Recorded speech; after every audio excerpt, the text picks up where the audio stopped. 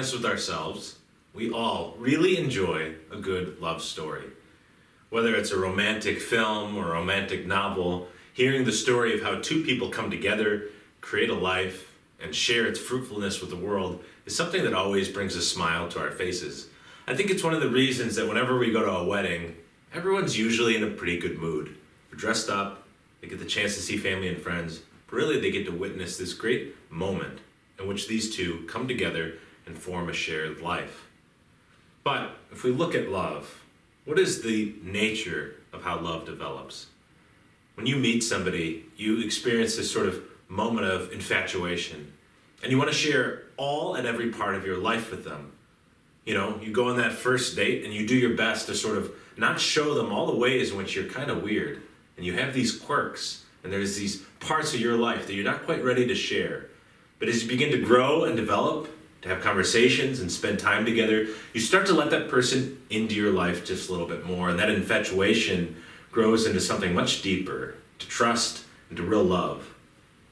As that love continues to mature and develop, as you come together, get married, have children, form a life, and settle down, all of a sudden that infatuation seems like something that's so far away. The love has grown into something much more monotonous, it seems.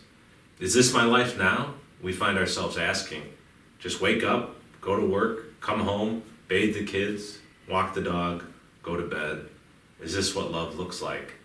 In a lot of ways, yes, love should mature in this way. Because what do? We go into the diner, we sit down, we see the grandma and the grandpa, this elderly couple married for 50, 60, 65 years, and they're seated there at the table, maybe sharing a plate of pancakes or a plate of waffles. They're not saying anything to each other. They're just able to sit there and enjoy the presence of the other. They know each other so well. The sound of their footsteps, the way that they're seated, shifting their weight, how quickly they're eating. They're able to know the mood just by being in their presence. This is also true of our relationship with the Lord, that He speaks to our hearts in a really powerful way. But He does so with the desire to develop and mature that love.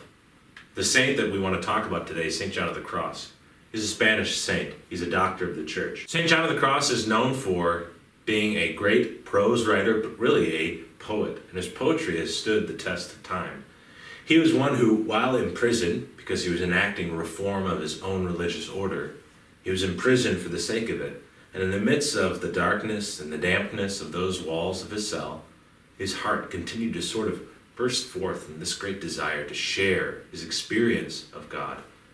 That this is how God works in our lives. I think we forget this time and again, that God is not some idea or set of principles or themes, but He's a person. He took on flesh, and we can have a real relationship with Him.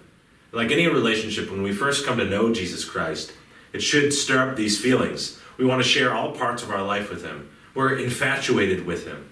But as that love matures and grows over time, it should grow quiet at times.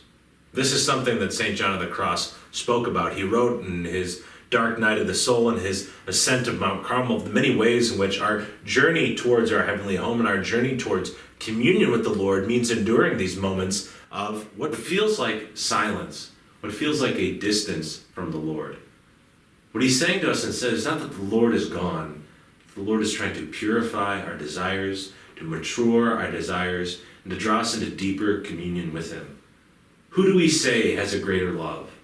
The couple sitting at the diner who've been married 65 years, or the 14-year-olds that have been on 2 dates together? We would definitely say it's the older couple. So although the silence seems pervasive, in many ways what it's evocative of is the deepness and the richness of their own relationship. And so it's a reminder for us, brothers and sisters, as you watch this video and think about your own relationship with the Lord, think back to that first time in which your heart was on fire with a love for Him. Maybe it was on a mission trip, it was on a retreat, maybe it was a sacramental moment when you received Jesus in the Eucharist, received the grace of absolution, maybe it was at your marriage, maybe it was at a funeral. We really felt God's presence. And how everything sort of burst forth from that moment. But now ask yourself, does the Lord seem quiet? First and foremost, we have to tend to our spiritual lives. Mass, confession, daily prayer, reading scripture, praying the rosary, these sort of basic, fundamental components of our life.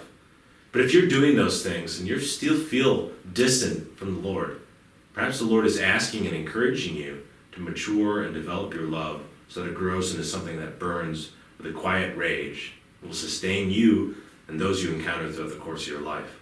It's a deep, deep mystery at play here in the life of St. John of the Cross. But he identified in so many ways how important it is for us to grow in our journey of faith, to not only seek these moments of infatuation with the Lord, but seek out that deep and abiding and mature love with him. May God bless and keep you.